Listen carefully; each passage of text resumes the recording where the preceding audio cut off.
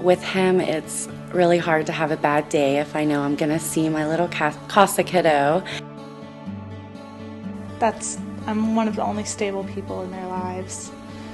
So being that person means a lot to me because I would want someone there for me. It's what I need, and I think I'm helping, and that's what's important.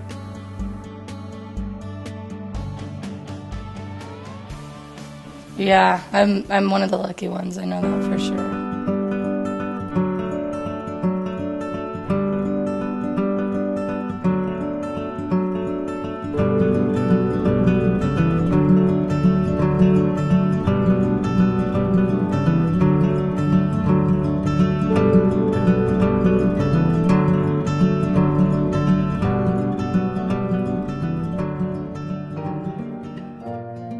I chose Casa because I have always had a passion with working with children, and I had a nephew that went through the system, and I thought it was just a hard thing to put a child through, so I wanted to be the voice for the kids that don't have that. I got into this wanting to help these kids because maybe out of empathy, that I had a great childhood, and that's a chapter in our lives that we only get one of. We can't redo that. When we become adults, you can start anew, you can make a fresh start, but you only get one shot at being a kid. Casas are amazing people. I work for Casa because I see real change happening with families in our community. I see kids' lives being changed for the better. I see that cycle of intergenerational poverty, abuse, and neglect being broken by what our Casas do. So I've seen in the court system how much a Casa has an effect on things, and it's surprising to me that the judges are often saying, I need my Casa report, let me look at this for just a second. And the whole court is silent for a good 3 or 4 minutes while the judge has a chance to read through the Casa report. And that was just very profound to me, that she was willing to completely stop the whole court system. Each case is special. And you connect with the family, you connect with the parents, and fortunately, maybe, I have no idea whether it's correct or not, or representative, but 90%, 95% of my cases are turning out very well.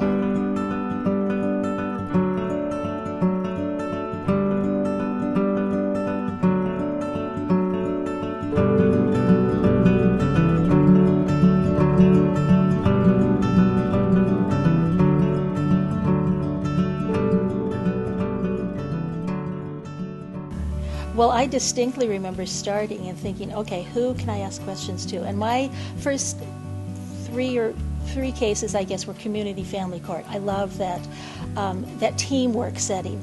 But I think partly was because I wasn't working alone as a Casa. I was part of a team.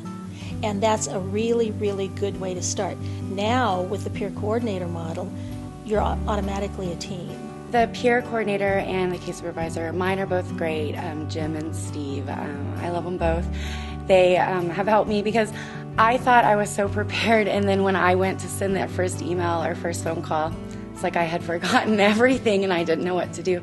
So just a quick phone call to Jim, and he's great. He always helps so much. So they definitely feel like family, and you can call and ask them anytime. So throughout the training, they talked a lot about how we're always going to have support and there's so much to take in, and that we're never alone, and that never really sunk in until it was time to take my first step. And then I had a peer coordinator and a supervisor and all the staff. Everybody was so helpful, and it's just I never felt alone. Even when I went into my first court by myself, I still didn't feel like I was by myself. I felt like I had support from everybody. I would say, okay, I've got this situation with these children or with this mom. I'm thinking we might need X. What do you think? And Karen would tell me if I was terribly wrong. She would tell me if that was something we could do and where to go for it and how to approach it. And the Casa organization itself is, I had Winona as my case supervisor when I started, and that was absolutely wonderful because I could explain issues to her too, and so the three of us sometimes would try to hash things out.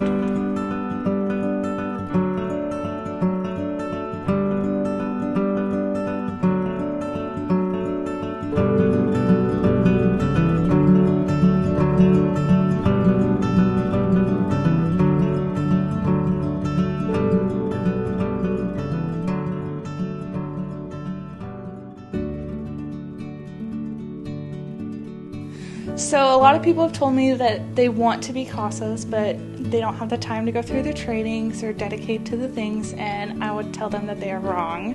There is alternatives, there's so much support working with you, and freedom to like make your schedule and do so many different things that you can help children with. And there's just so many cases that don't have CASAs right now, and just that little bit of help can mean the world to a child. So, but I'm happy in the sense that I can relay that to people, that you can do it. You know, it's not as intensive hourly as some people might think. It really is just being there.